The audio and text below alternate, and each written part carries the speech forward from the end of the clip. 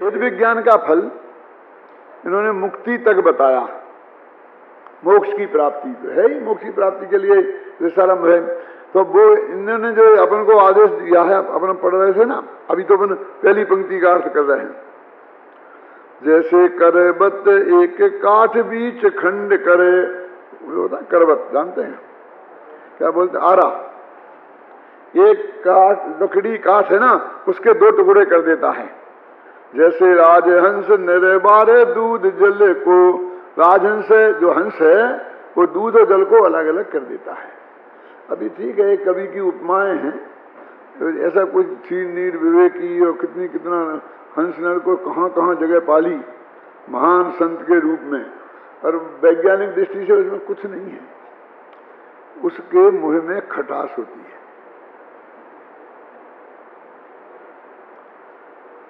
और इतनी तीव्र खटास होती है कि जैसे अपन कोई खट्टी चीज डाल दो ना दूध में, तो दूध फट जाता है। तो वो उसमें जो दूध को पीने की कोशिश करता है तो एकदम वो खटास की वजह से दूध फट जाता है, और दूध फट गया तो पानी अलग हो जाता है और वो दूध हो जाता है। फिर वो जो जितना वो दूध दही जैसा हो जाता है ना, वो उसको खा जाता है। तो हम कहते कितना है कि देखो पानी पानी निकाल के फेंक दिया है? वो तो प्रकृति जन्य है, उसने कोई विवेक नहीं किया। लेकिन हमारे लिए, उदाहरण के लिए तो कवियों को मिल गया, और राजहंस तो ऐसा बन गया कि बस खत्म है। और बेचारा बगला इतना बदनाम हो गया कि सब ये तो बगुला भगत है, क्यों है? उन पक्षियों को कुछ पता ही नहीं है बेचारों को है? और हमने एक को सज्जनोत्तम है और एक को बहुत दुष्ट नालायक प्रकृति का घोषित कर दिया है। तो कहते तैसे भेद ज्ञान निज भेदक सकति सेती, अपने में भेद विज्ञान की भेदक शक्ति है। जैसे आरे में लकड़ी को भेदने की शक्ति है, जैसे हंस में दूध और पानी को अलग करने की शक्ति है, ऐसे ही हमारे में पुद्गल को, सच्चिदानंद मन भगवान आत्मा को जुदा जुदा जान लेने की शक्ति है। अलग कर देना नहीं है, जैसा कि वो लकड़ी के दो टुकड़े हो गए और जैसे कि दूध और पानी अलग हो गया। ये तो केवल ज्ञान हो जाने के बाद में भी अलग नहीं होता है शरीर और आत्मा, तो है ना। राग अलग हो जाता है, द्वेष अलग हो जाता है, मिथ्यात्व तो अलग हो जाता है, और देह तो 13वें स्थान में भी रहती है ना। तो भेद विज्ञान क्या करेगा? देह से ही ज्यादा भेद विज्ञान करना है। देह जुदा आत्म जुदा, यही तत्व को सार। तो करना मरना नहीं है, नहीं तो मैं जहर की गोली खा करके देह और आत्मा को अलग करके समझ लो कि हम भेद विज्ञान कर रहे हैं। सीधे नरक जाओगे। आत्महत्या करने वाले नरक ही जाते हैं गारंटी से। सिर्फ अलग अलग जानना है कि हैं तो इकट्ठे, और जानना अलग। तो झूठ के आधार पर धर्म होगा, केवल ज्ञान होगा कि नहीं, अलग अलग हैं। आकाश के एक प्रदेश में दोनों का इकट्ठा होने से कोई भी एक थोड़ी हो गए। माने तेरे को अलग अलग करना ही नहीं है। क्या? तेरे को तो उन्हें अलग अलग जानना ही है।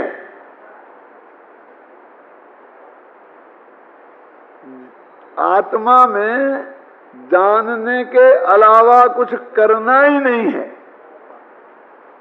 और हमारे माथे पर करना इतना हावी हो गया है कि कुछ करे बिना धर्म कैसे हो सकता है।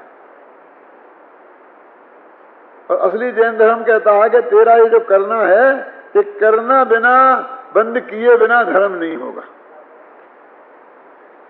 कि हम क्या करें क्या करें क्या करें क्या करें, कि करना भैया बंद करो। अच्छा था, ठीक है, आपने हमें बता दिया, अब हमें मानना है। अब एक काम मिल गया ना हमें, क्या? ये करना बंद करना है। अरे करना नहीं, बंद करना नहीं क्या, तो क्या तुम्हें अकरना करो।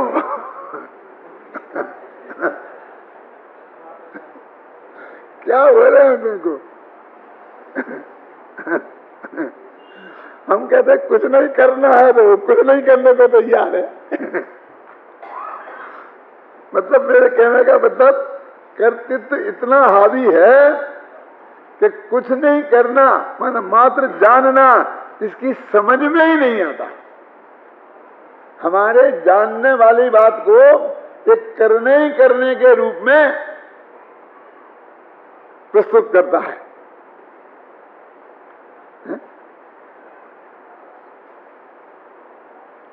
कल अभय जी बता रहे थे, कौन बता रहा था प्रवचन में, कि वो पत्रिका आई तो उसमें लिखा था भोजन का ज्ञान करेंगे।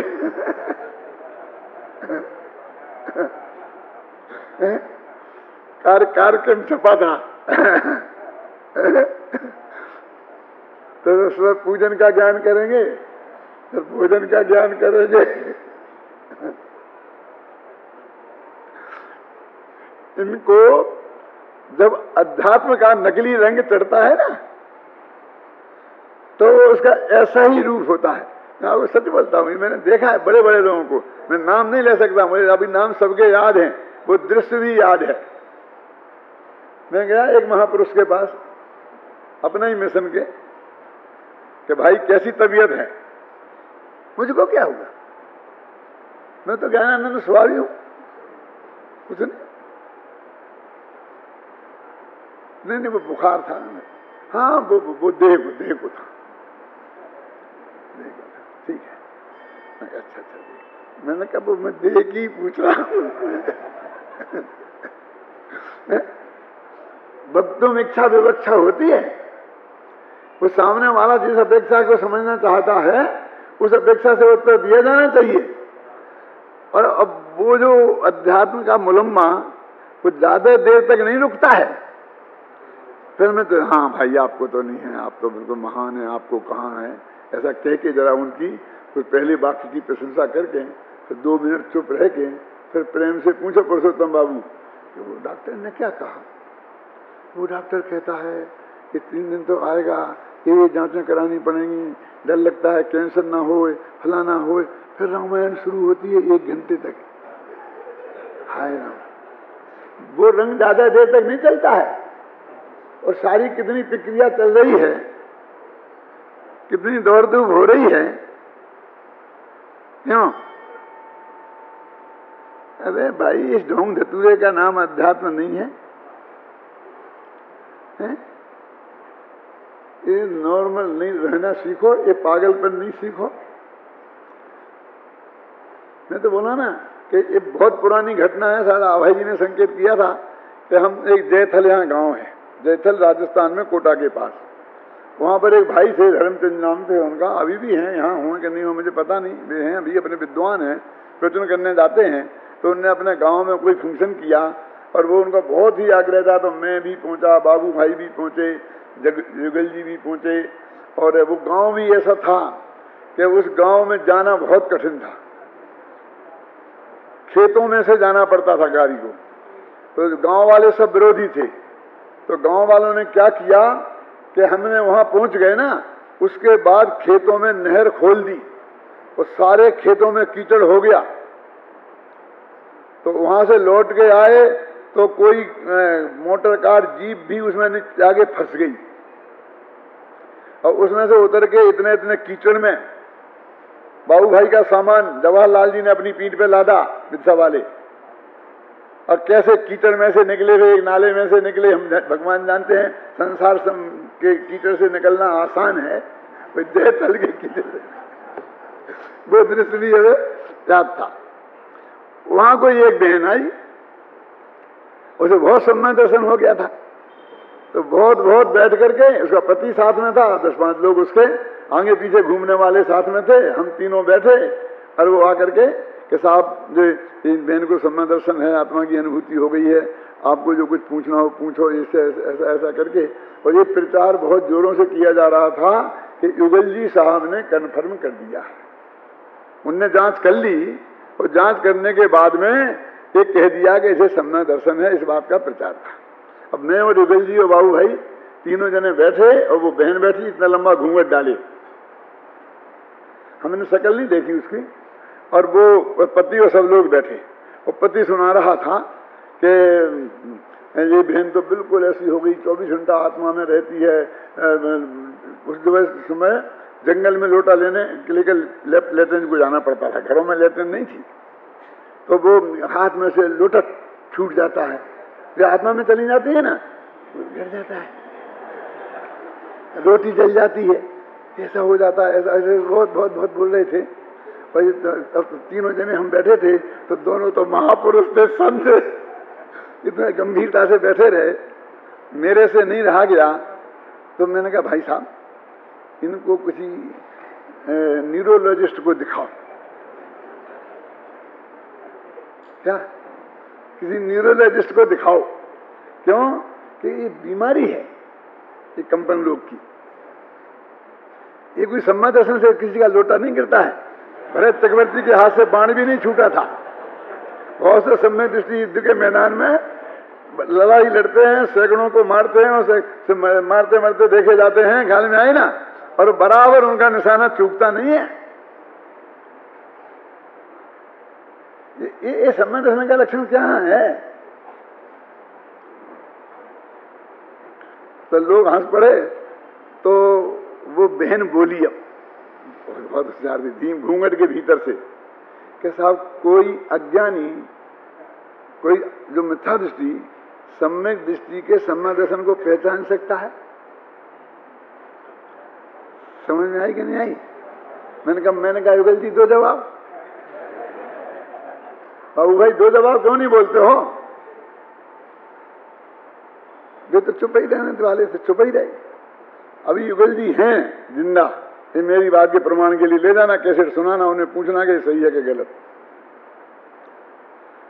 फिर मैं बोला, मैंने कहा बहन, किसी सम्यक दृष्टि को किसी मिथ्या दृष्टि के सर्टिफिकेट की जरूरत होती है? क्यों हमारा सर्टिफिकेट लेने की कोशिश कर लें? हम सब मिथ्या दृष्टि लोग बैठे हैं ना यहाँ, तो वो हम आपको घोषित कन्फर्म कर दे दें, इसके लिए क्यों चक्कर काट रही है ना? मैंने कहा बाबूजी, आपका नाम बहुत चल रहा है कि आपने कन्फर्म किया है, क्या बात है बोलो।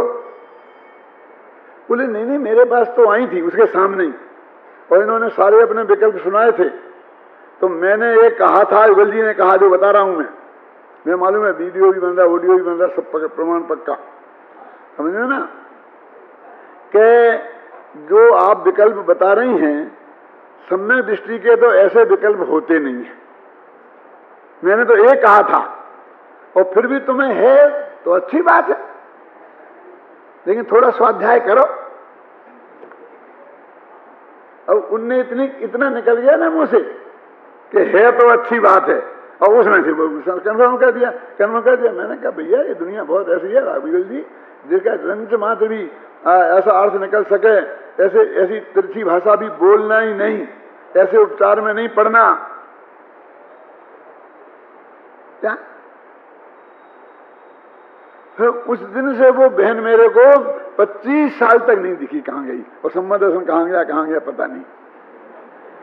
25 साल बाद इंदौर में अपना प्रशिक्षण शिविर था, तो वो आई मेरे पास और बहुत बात करते रही, अपने प्रेम से बात हम करते रहे। तो बोले पंडित जी आपने पहचाना नहीं मुझे, मैं वो ही हूं जो देता।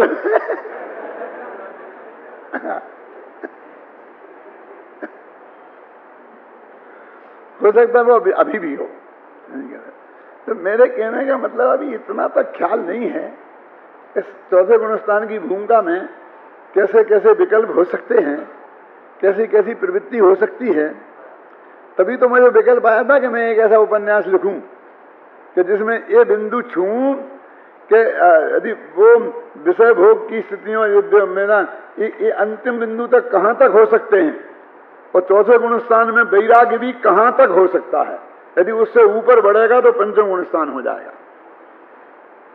मैंने बहुत सोचा है अन्ना जी, मुझे वो चौथे गुणस्थान की जो भूमिका का स्वरूप है ना, नीचे से ऊपर तक, सर्वा सिद्धि के अहमेंद्र तक, तो एक भवतारी लोकांतिक देवों तक, सौधर्मेंद्र तक, और भरत चक्रवर्ती सम्य दृष्टियों तक, और नारकी सम्य दृष्टियों तक, और शंभु रमण, वो आपने बता देना कि संन्यास में तो कहाँ कहाँ सब मिला के किस तरह के भाव हो सकते हैं, उनका मैंने काफी अध्ययन किया है। और मैं वो चीजें सब उसमें दिखना चाहता था। अब क्या पता लिख पाऊंगा क्या नहीं लिख पाऊंगा, है ना? लेकिन वास्तव में ऐसी है कि बीज तो मैं अपने व्याख्यानों में सब जगह छोड़ चुका हूं, इसके बहुत विस्तार से व्याख्यान कर करके, और मैंने 2-3 कहानी लिखी भरत चक्रवर्ती पे, उन पे।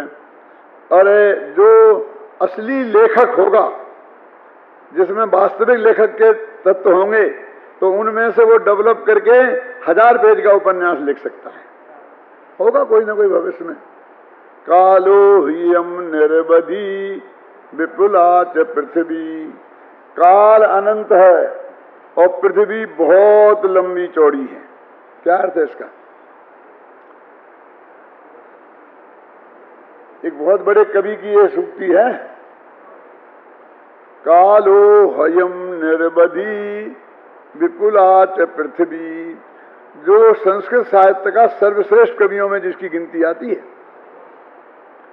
उसकी ये पंक्ति है, काल अनंत है और पृथ्वी बहुत बड़ी है।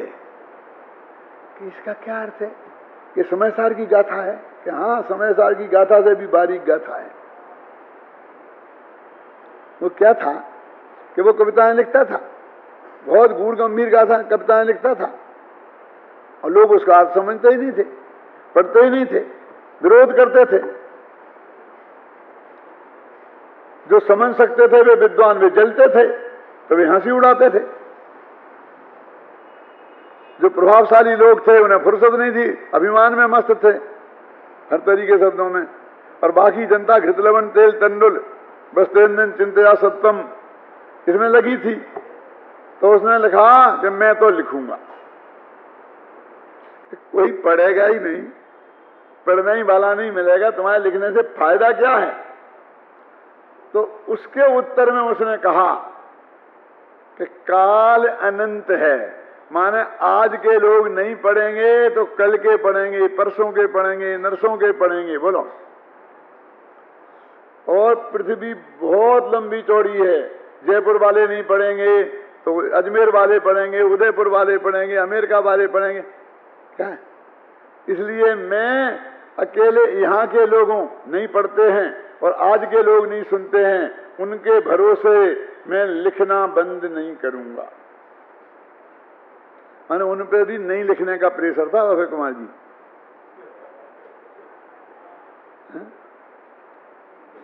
उन पे भी नहीं लिखने का प्रेशर था। क्या है फायदा? बेकार, कोई पढ़ता तो है ही नहीं, इतनी किताबें छपाते जा रहे हैं, पढ़ता तो कोई है ही नहीं, क्या फायदा है? अब लोग तो किताबें वापस देने के लिए तैयारी हैं। ऐसे बम्बई में प्रश्न आया था अभी परिसर में कि जो किताबें ले जाते हैं वे पढ़ते नहीं हैं, फिर वापस क्यों आती हैं? हमारे मंदिर में हमेशा वापस आती हैं। मैंने कहा वो मर जाते हैं ना, तब वे किताबें वापस आती हैं, उनके बच्चे ले लेके आते हैं। वो तो पढ़ने के लिए ही ले गए थे और जिंदगी भर उन्होंने पढ़ी, स्वाध्याय करी मोहनलाल जी। अब आपका बेटा पढ़ेगा आपकी किताबें, हमारे स्मारक में आ जाएंगी। एक एक का नाम लेके पूछूंगा तो झगड़ा खड़ा हो जाएगा, लेकिन सब अपने अपने से पूछ लेना, अपने मन से। कौन सी किताबें वापस आती हैं? कि जब वो आदमी मर जाता है, उसकी पत्नी मर जाती है, तब बच्चों को एक कमरा और अलमारी खाली चाहिए। मैंने कहा बेटा ये मकान तुमने खरीदा था कि नहीं? हाँ, आए मेरे पास एक आदमी, तुमने खरीदा था? ये पिताजी ने। कि नहीं, पिताजी ने। तो पिताजी ने खरीदा और तुम्हें दिया, तो तुम्हें जिंदगी भर जब तक जिंदा रहे एक कमरे में तुमने उन्हें सोने दिया ना? कहाँ सोने दिया? अस्पताल यहाँ नहीं डाले, देवलाली नहीं भेजा, निकाल देते हैं तीरथ के बहाने। समय से कह जाओ ना, अब यहाँ काहे को तुम पड़े हो, ये कमरा खाली हो गए। ये कमरे का 5,000 रुपये महीना किराया आता है, मुफ्त में काहे को घेरे हो? क्यों? तो एक कमरा था, अब तुम्हें वह अलवारी, कमरा तो खाली हो ही गया, अब अलवारी भी तुम्हें खाली चाहिए। रखी रहने दो ना बाप की निशानी, एक दफे रखी रहने दो, एक आध 2 पीढ़ी तक। कभी बेटा तुम्हारे काम आएंगे? नहीं पंडित जी हमारे तो कभी काम नहीं आएंगे। नहीं, एक दिन तुम्हें भी डॉक्टर बेड रेस्ट बताएगा, तुम्हारी भी कमर में दर्द होगा, तुम्हें भी दिन काटने के मुश्किल पड़ेंगे, तुम्हें भी भगवान याद आएंगे, तब तुम्हारे ये काम आएंगे। रखे रहने दो। क्या नहीं साहब आप ले लो तो ले लूंगा, साथ में वो अलवारी चाहिए जिसमें मैं रखूंगा। नहीं हाँ अलवारी भिजवा दूंगा। वो हमारे क्या काम की है, वो पुराने जमाने की अलवारी भिजवा दूंगा। मैंने कहा वो अलवारी नहीं, वो अलवारी रखने के लिए एक कमरा चाहिए। कमरा तुम्हें बनवाना पड़ेगा। कि कमरा बनवा दूंगा तो कमरा बनवाओगे जहां, उसके लिए जमीन चाहिए। मैं पूरा एक बाजनाला पुस्तकालय खोलूंगा ना, क्योंकि तुम सबको मरना है, घबराना नहीं। तो सबका साहित्य आएगा तो मैं कहां रखूंगा? एक बढ़िया सी बड़ी लाइब्रेरी में बना लेता हूं।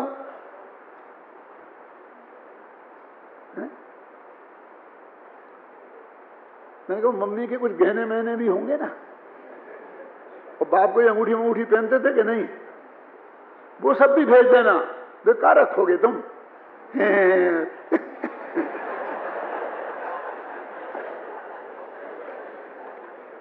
क्या है?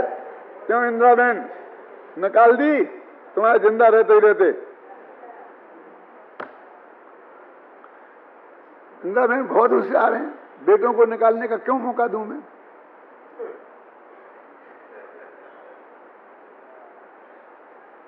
भाई ये तुम जिनवानी का निषेध करते हो, जिनवानी छपाने का निषेध करते हो, पढ़ने का निषेध करते हो, तो उस कवि को भी लिखना पड़ा था। कालो हेयम निर्बधी विपरात पृथ्वी।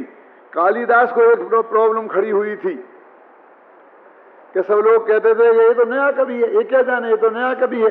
वो पुराने की देखो, भास की देखो, भाषो भाषा, उसकी देखो कितनी बड़ी कविताएं हैं। तो मालविकाग्नि मित्र जो उनका नाटक है, उसमें उनने लिखा सब चीजें पुरानी अच्छी नहीं होती हैं और सब चीजें नई बुरी नहीं होती हैं। समझदार लोग तो उसे कहते हैं कि वस्तु को देखकर उसकी परीक्षा करके अच्छे बुरे का निर्णय करते हैं, नए और पुराने के हिसाब से निर्णय नहीं करते हैं। पुरानी चीजें भी अच्छी होती हैं, बुरी भी होती हैं, और नई चीजें भी बढ़िया होती हैं और अच्छी बुरी भी होती हैं। तो वस्तु देख के नक्की करो ना, नए और पुराने के हिसाब से क्यों नक्की करते हो? ये कालिदास को लिखना पड़ा था और टोडरमल को भी लिखना पड़ा था। उनके सामने भी ये समस्या खड़ी आई थी। क्या लिखना पड़ा था वो भी सुनना है?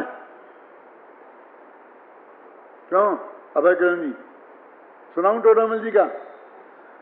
संशयादि होते किछु जो न कीजिए ग्रंथ, तो छद्मस्थन के मिटे ग्रंथ करण को पंथ। उनको भी लोगों ने कहा था कि तुम मत लिखो। उन्होंने तो बहुत प्रश्नोत्तर भी लिखे हैं कि हम इसलिए लिखते हैं, हमसे भी मंद बुद्धि के घने जीव हैं, हम उनके लिए लिखते हैं, कोई तो कोई पढ़ेगा। कितना तर्क किया, उनके सामने होंगे ना ऐसे लोग, तब तो लिखी उनने। उसका अर्थ क्या है? छंद का अर्थ मैंने अपनी पीएचडी की किताब में कोट किया है। छंद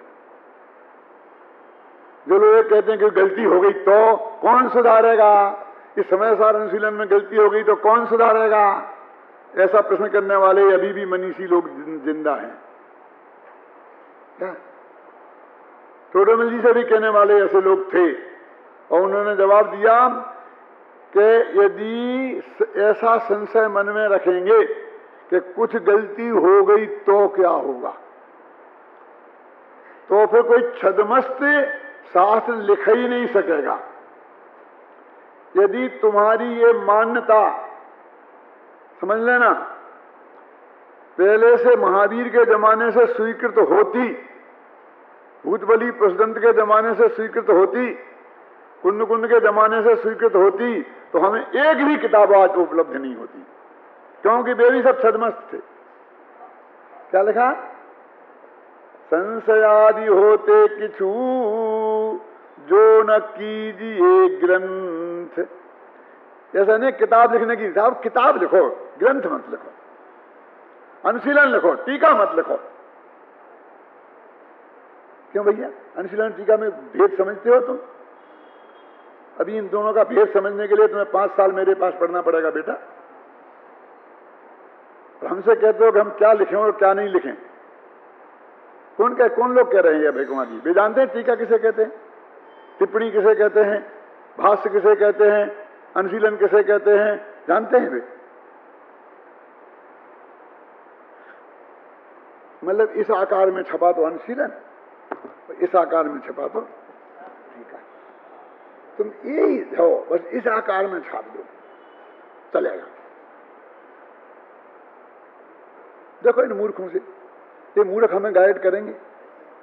इन मूर्खों से हम गाइड होकर के फिर हम कुछ लिखेंगे कि लिखना बंद करेंगे। संशयादि होते किछु जो न कीजिए ग्रंथ, तो छदमस्तन के रुके ग्रंथ करन को पंथ। तो फिर ये नियम सब छदमस्तों पे लागू होगा, क्योंकि हमको तुम छदमस्त होने के कारण रोक रहे, क्योंकि छदमस्तों से कोई गलती हो सकती है क्या? और छदमस्त तो 12वें गुण स्थान तक है, 13वें में जाके केवली होंगे। तो वो क्या समझते हैं कि साहब पंडितों को नहीं लिखना चाहिए, अब दूसरे लाया। पंडितों को प्रवचन करना चाहिए। बोलो अभय कुमार जी, लिखना तो नहीं चाहिए पंडितों को, प्रवचन करना चाहिए। प्रवचन करने में और लिखने में क्या फर्क है? अब तो सीडी बन गए, कैसेट बन गए, ये भी वैसे ही रहते हैं, उनसे खोटी प्रवृत्ति नहीं चल सकती है। और तो हमसे तुमने सुनी, तुमसे तुम्हारे सुनी, उनसे खोटी प्रवृत्ति नहीं चल सकती है।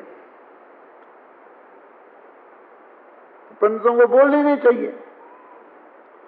और पंडित प्रकार से जानते हो, अरे उसमें तो ये लिखा है, क्या लिखा उसमें कि छदमस्तों के हो जाएगा। पंडित तो केवली भगवान को बोलते हैं,